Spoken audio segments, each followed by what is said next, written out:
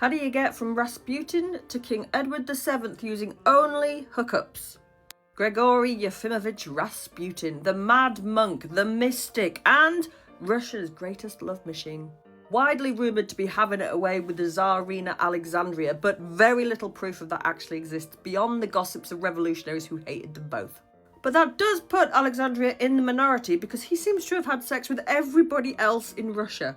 Now, we know some of the names of the women that he was cavorting with, but not a lot else, or at least not a lot else unless I'm prepared to go and learn Russian for this TikTok, and I'm drawing the line there. But it has been rumoured that he might have had, and this is the tenuous one, a little bit of a dalliance with this person. Felix Yusupov, who was one of the men that assassinated him. Now, I am on tenuous ground here, I will admit that. In his writings later in life, Yusupov would talk about how Rasputin tried to kiss him, and there's accounts that they were unusually close. And why did Yusupov want to help assassinate Rasputin? He wasn't political. It has been suggested that maybe Rasputin knew something. Maybe the assassination was in part due to frustrated sexual desires.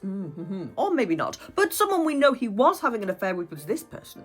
Grand Duke Dmitry Pavlovich of Russia, another aristocrat and another person involved in bumping off Rasputin. Now, we know that Yusupov was bisexual, and he writes about his very, very, very good friend Dmitry in his journals. And it's the kind of friendship that make historians go, I guess friends could do that. Possibly.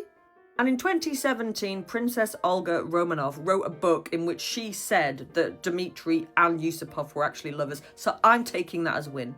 And somebody else that Dmitry was famously involved with was this person. Everyone's favourite fashion designer and collaborator, Coco Chanel. This is a woman with a famously checkered past, and if you think you're a sucker for the bad boys, I mean, just wow.